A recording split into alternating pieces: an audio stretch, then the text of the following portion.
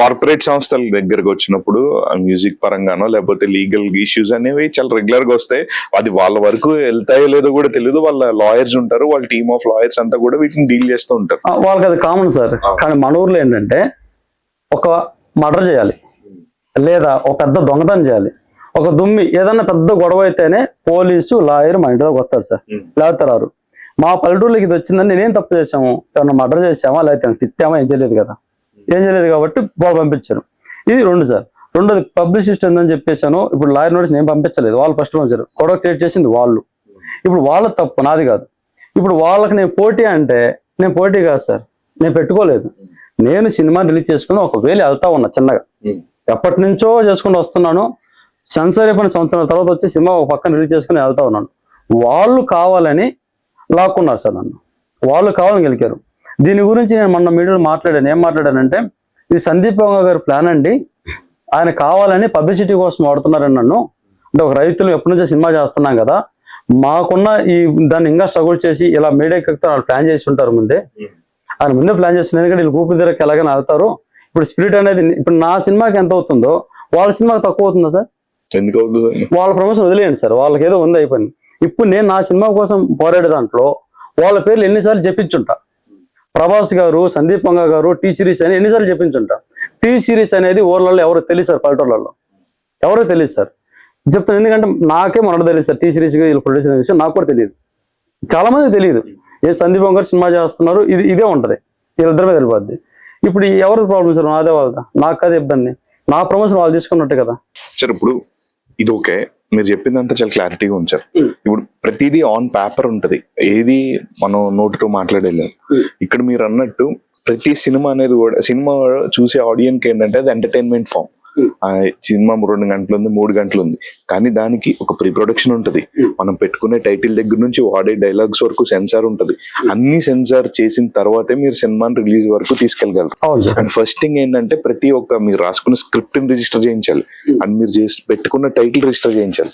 So ఈ title registration copy కూడా వాళ్ళు మీకు ఇస్తారు. అసలు ఏం చేశారు, ఆ కాపీ ఉందా మీ దగ్గర, అంత జరుగుతున్నప్పుడు ఆ కాపీని బయట పెడితే స్పిరిట్ ఈస్ నాట్ వన్ అని చెప్పేసి ఆల్రెడీ ఒక సర్టిఫైడ్ మీ దగ్గర ఉంటది, ఆ టైటిల్ రిజిస్టర్డ్ టైటిల్. అసలు మీరు ఎక్కడ చేయించారు, మీ ఛాంబర్ ఏం చేస్తుంది? ఇప్పుడు ఫస్ట్ ప్రూఫ్ చూపిస్తాను సార్.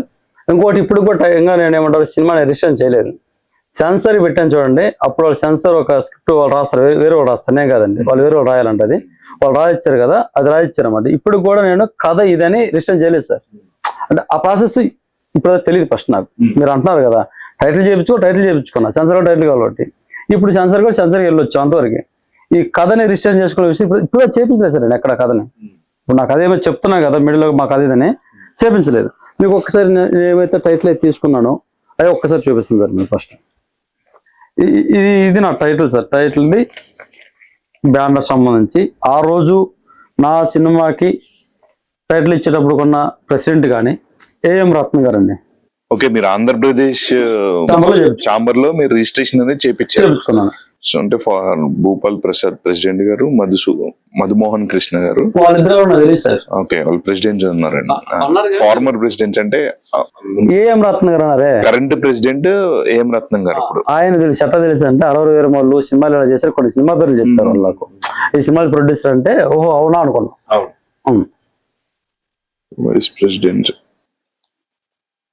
సో మీ రిజిస్ట్రేషన్ కూడా 28/2/2024 జరిగింది, జరుగుతున్నాం సార్. అది అంటే ఫిబ్రవరి 28న మీ టైటిల్ రిజిస్ట్రేషన్ అనేది అయిపోయింది సార్. ఇప్పుడు ఆల్రెడీ వాళ్ళ దగ్గర ఉన్నప్పుడు నాకు మళ్ళీ ఇవ్వటానికి ఎవరు సార్? నేను తెచ్చుకోను కదా, వాళ్ళు చూసుకుంటారు కదా, ఎవరైనా ఇచ్చేవాళ్ళు ఉంటే నాకు ఇస్తారా సార్ మామూలుగా? సార్ ఇప్పుడు మరి మీరు ఛాంబర్ దగ్గర ఎవరైతే ఉన్నారో ఈయన మారిపోయినా సరే ఇప్పుడు కొత్త బోర్డు అనేది వస్తుంది. ఎవ్రీ 2 years 3 years ఎలక్షన్ జరుగుతుంది, మారుతుంది, కొత్త బోర్డు అనేది ఫామ్ అవుతుంది. మీరు అక్కడికి వెళ్ళి ఎవరిని అడగలేదా? అంటే నా దగ్గర సర్టిఫికెట్ ఉంది, ఇక్కడ ఆంధ్రప్రదేశ్ అనే లెటర్ ఉంది. నేను అడిగాను, ఎవరైతే ఇక్కడ మోహన్ గౌడ్ కింద ఉన్నారు చూడండి సెక్రటరీ అని, ఆ దగ్గరికి వెళ్ళి అడిగాను, సార్ ఇట్లా అంటున్నారు సార్, మీ బ్యానర్ చల్లదా అంటున్నారు, మీ బ్యానర్ చల్లినప్పుడు మేము ఎలాగ సార్ అని అంటే ఆయన చెప్పాడు, ఒకసారి వాళ్ళని అడుగు, ఈ బ్యానర్ చేయాలి. ఇప్పుడు ఎవరైతే ఛాంబర్ ఫిలిం ఛాంబర్ ఒకటి మన ఫిల్నార్ లో ఉంది, అదే ఫిలిం ఛాంబర్ అన్నప్పుడు అది గవర్నమెంట్ అయింది, లేదా వాళ్ళ పరిధిలో ఎవరైతే పెద్దలు ఉన్నారో మరి వీళ్ళందరూ కలిసి ఇంకో ఛాంబర్ కింద పర్మిషన్ ఇస్తున్నారు. అక్కడ ఎందుకు పెడుతున్నారు మరి ఆంధ్రప్రదేశ్ లో? నేను చెప్తున్నాను, ఇప్పుడు ఆంధ్రప్రదేశ్ లో పెడుతున్నా, ఇక్కడ పెడుతున్నా, మొత్తం 3 ఛాంబర్లు ఉన్నప్పుడు ఈ పర్మిషన్ ఎవరు ఇస్తున్నారు? నేను అడగాలి. వాళ్ళు చెప్పేది ఏంటంటే టైటిల్ వ్యాలిడ్ కాదంటున్నారు. నేను అదే చెప్తాను సార్, టైటిల్ వ్యాలిడ్ కానప్పుడు అసలు ముందు ఛాంబర్ కిందకి ఇచ్చారంట ఫస్ట్.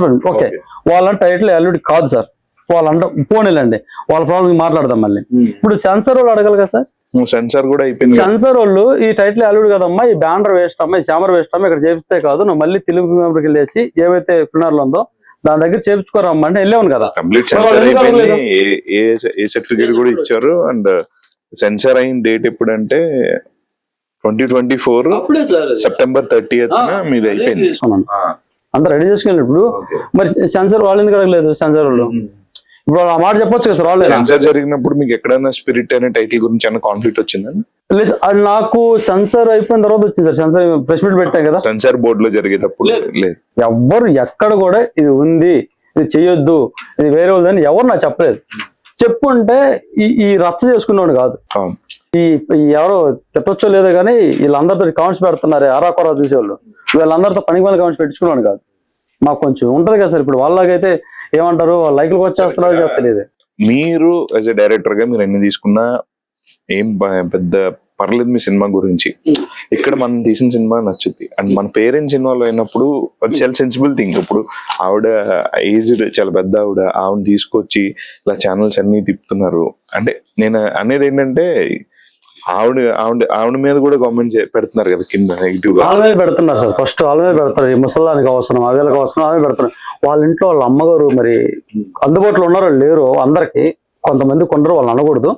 మరి వాళ్ళు ఒక్కసారి ఆలోచించాలి. ఎందుకంటే మేము డబ్బుల కోసం ఫస్ట్ చెప్తున్నాను, డబ్బులు ఎక్కడ మేము డిమాండ్ చేసామా? ఏ వీడియోలో అయినా సరే డబ్బులు కావాలి, డబ్బులు ఇస్తే మార్చని చెప్పామా? ఒక్క వీడియోలో నేను చెప్పాను సార్, మాకేం వద్దు సార్, మళ్ళీ సెన్సార్ చేర్చుకోవాలంటే ఖర్చు అవుతుంది, ఆ ఖర్చు పెట్టుకొని సినిమా రిలీజ్ చేసుకుని చెప్పాను. ఇప్పుడు ఇవ్వండి సార్. నేను ఇంకోటి కూడా విన్నాను సార్, నిజమో కదా చెప్పండి. ఇప్పుడు మళ్ళీ ఈ టైటిల్ అంతా క్లారిఫై అయిపోయిన తర్వాత, ఇష్యూ అయిపోయిన తర్వాత మీ దగ్గర నుంచి వాళ్ళకి వచ్చే డిమాండ్ ఇంకొక 20 లక్షలు ఇస్తే మేము సినిమా రిలీజ్ చేసుకుంటాం అని చెప్పి కూడా అన్నారని తెలిసింది, నిజమా కదా? ఇంతకుముందు ఏం తెలియదు సార్, ఇంతకుముందు అనలేదు. ఇప్పుడు నేను చెప్పేది ఏంటంటే పొరపాటు కూడా టైటిల్ ఇవ్వను. ఈరోజు చెప్తున్నా కదా, వాళ్ళు ఎంత మొద్దుకున్నా సరే, ఎవడేమనుకున్నా సరే, ఒకవేళ నేను పొరపాటు టైటిల్ వాళ్ళకి ఇచ్చిన, అక్కడ ఏమి తీసుకోకుండా ఇచ్చిన, వీళ్ళు కామెంట్స్ లో ఎన్ని కోట్లు ఇచ్చారో, ఎన్ని లక్షలు ఇచ్చారో మళ్ళీ ఏదో కామెంట్స్ పెడతారు. కాబట్టి నేను టైటిల్ మార్చను, నేను పొరపాటు కూడా టైటిల్ మార్చను. స్పిరిటిజం ఉన్న దాని మీద సినిమా రిలీజ్ చేసుకుంటా. అవసరమైతే వాళ్ళు మార్చుకోమని, వాళ్ళకి నేను గొడవకి వెళ్ళను. వాళ్ళు కాంప్రమైజ్ అయిపోయి నా టైటిల్ నాకైతే రిలీజ్ చేసుకుంటా. వాళ్ళు కానీ కాంప్రమైజ్ చేసి నా టైటిల్ నాకు ఇవ్వలేదు అనుకోండి, నేను కేసుకి వెళ్తాను. నేను ఆల్రెడీ రెడీగా ఉన్నాను. రేపైతే ఎల్లుండు నోటీసులు కూడా రెడీ చేయించాను. బతిలాడుతున్నా మీడియా ముందు, మన మీడియా అందరం ముందు బతిలాడుతున్నాం. గత వారం నుంచి 4 రోజు నుంచి బతిలాడుతున్నా, సార్ ప్లీజ్ సార్ నా టైటిల్ నాకు ఇచ్చేయని రిలీజ్ చేసుకుంటాను. ఈ విధంగా పోరాడాను. నోటీస్ ఇచ్చి చెప్పాను, సార్ నా టైటిల్ వేరు, మీది వేరు, నన్ను రిలీజ్ చేసుకునేయండి, నేను మీకు అడ్డట్లేదు, మీకంటే ముందే అయింది, నా సెన్సార్ అయిపోయింది, మీ విధంగా షూట్ జరుగుతుంది, మీకు ఛాన్స్ ఉంది, నా ఛాన్స్ లేదు, వదిలేని చెప్తున్నాను. వెళ్ళలేదు. మీడియాకి వచ్చాను, వెళ్ళలేదు. నోటీస్కి వెళ్ళలేదు. ఈ రోజు రేపు నోటీస్ పంపిస్తామండి. ఆ నోటీసులో కూడా ప్రభాస్ గారికి పంపిస్తాం సార్. ఇప్పుడు అంటున్నారు కదా ప్రభాస్ గారి కేసు ఉంది, మన ప్రభాస్ గారి కేసు ఉంది. సినిమా స్పిరిట్ సినిమా ఎవరిది?